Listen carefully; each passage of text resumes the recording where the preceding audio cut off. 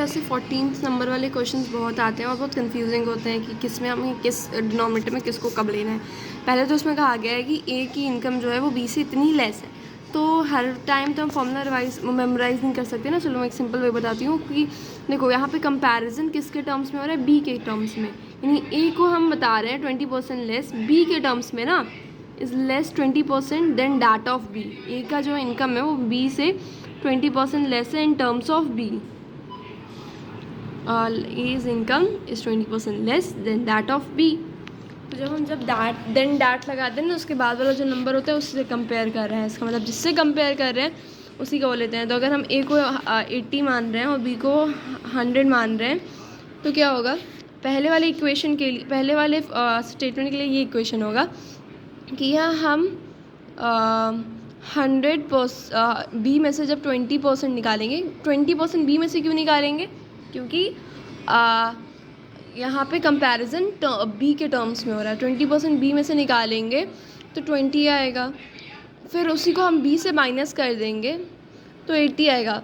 यानी बी ए जो है वो उससे 20% लेस है, यानी ए जो है वो बी का 80% है, उससे 20% लेस है। ये स्टेटमेंट सही होगा। अब दूसरा स्टेटमेंट कह रहा है कि by what percent B income is more than A. पहले था A income less than B, अब है B income more than A. ये थोड़ा सा उल्टी मतलब अलग बात हो गई। ऐसे तो अगर ये सब्ट्रैक्शन वाला क्वेश्चन होता, डिफरेंस वाला क्वेश्चन, तो ये दोनों यहाँ पे आंसर सेम होते, पर यहाँ पे परसेंटेज की बात हो रही है। यहाँ पे हम बी यानी बड़े को मानंद करार कर रहे थे और यहाँ पे हम छोटे को मानंद करार कर रहे हैं कि छोटे से बड़ा कितना ज़्यादा है। तो यहाँ पे परसेंटेज ना ज़्यादा आएगी क्योंकि हम छोटे से कंपेयर कर रहे हैं। 80 से 100 कितना बड़ा है, तो यहाँ पे हम 80 से कंपैरिजन कर रहे थे, यहाँ पे हम बड़े से कर रहे थे। 100 से 80 कितना लेस है, तो परसेंटेज में ये चेंजेस आ जाते हैं। ठीक है, तो यहाँ पे परसेंटेज ज़्यादा आएगी, ये बात याद रखना, क्योंकि जिससे हम कंपेयर कर रहे हैं ना वो चीज़ छोटी सी है, वो 80 है, इससे छोटी है, तो इसलिए उसको लाने के लिए, इस बी को लाने के लिए परसेंटेज ज़्यादा चाहिए होगी। तो कितना बड़ा है ना। यहाँ पे हम कंपैरिजन ए से कर रहे हैं, यानी 80 में से हम कुछ परसेंट निकालेंगे, फिर उसको 80 में प्लस करेंगे, तब जाके प्लस करेंगे तब जाके बी आ जाएगा, यानी 100 आ जाएगा। तो वो ऐसी चीज़ क्या है, पहले तो हम माइनस कर लेते हैं, इधर इसको लेके जाएंगे तो ये हो जाएगा 20, और इसको फिर करते हैं तो सॉरी ये पहले सिर्फ होगा, और ये 2 4 8 2 5 10 4x बाई 5, इसको फिर यहाँ पे लेके जाते हैं 5 बाई 4 4 5 20, यानी 25%। समझे, यानी बी जो है वो ए से 25% ज़्यादा है और ए जो है वो बी से 20% लेस है। ए बी से 20% लेस है, तो इसलिए ऐसा हो रहा था। चलो अब मैं तुम्हें और सिंपल तरीका बताती हूँ, उसको तो थोड़ा सा और सोचना भी पड़ता है, ये सबसे सिंपल है। यहाँ पे मान लो कि ये जो है ये पुरानी क्वांटिटी है, नहीं ये जो है ये पुरानी क्वांटिटी है और ये नई क्वांटिटी है ना। सुना है ना, before value after value, new value old value, हमने पढ़ा था ना।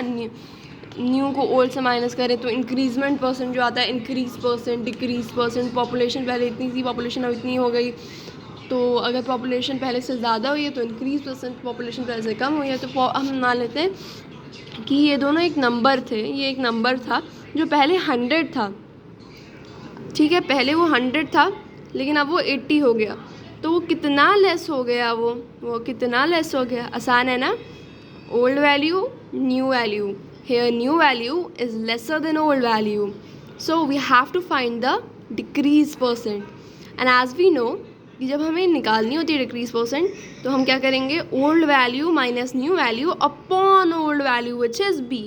And now here it is asking that by, यहाँ पे मान लेते हैं ये न्यू वैल्यू है, ये ओल्ड वैल्यू है, but here the case is different, the new value is greater than the old value, so here the same formula will be applied, but new value minus old value upon old value, और old value क्या है guys, a। यहाँ पे हमने first, अगर हम अब ऐसे तो बहुत आसान हो गया ना, पहले हमने बी को लिया क्योंकि यहाँ पे बी ओल्ड वैल्यू थी, यहाँ पे हमने ए को लिया क्योंकि यहाँ पे ए ओल्ड वैल्यू थी, है ना। आसान है ना ये, इससे करना चाहिए। लेस परसेंट पूछी जा रही है, इसका मतलब पहले वाली वैल्यू जो है वो इससे ज़्यादा थी। मतलब ये ऐसा इसमें है नहीं, हम ओल्ड वैल्यू न्यू वैल्यू तभी करते हैं, जैसे मान लो एक जीन्स है वो पहले 100 रुपये की थी, अब 50 रुपये की हो गई, तब हम ऐसा करते हैं। लेकिन अगर ऐसे भी हो कि एक जीन्स है जो 100 रुपये की है पर एक शर्ट है जो 200 रुपये की है, तो दोनों में क्या वो मतलब ये जो जीन्स है वो उससे कितना लेस है, जीन्स की जो प्राइस है उससे कितनी लेस है, तो हम इसको ओल्ड वैल्यू मान लेते हैं, इसको न्यू वैल्यू मान लेते हैं। Old value minus new value upon old value, यहाँ पे हम ग्रेटर को, मतलब इससे ना आसान हो जा रहा है। लेस परसेंट की बात करो तो लगा दो न्यू परसेंट, मतलब आसान हो गया ना। ये वाला तो फॉर्मूला सबको याद ही रहता है, old value minus new value upon old value, है ना। और ये तुम इस पर भी लगा सकते हो, ऐसी बात नहीं है कि इस पर तुम ग्रेटर परसेंट या स्मॉलर परसेंट निकालोगे, ये स्मॉलर है ये ग्रेटर है तो स्मॉलर लो, ग्रेटर लो माइनस स्मॉलर करो, उसमें स्मॉलर रखो या उसमें ग्रेटर रखो लेस परसेंट निकालने के लिए। ये बहुत वो हो जाता है confusing. So I have adopted this way and it's very easy.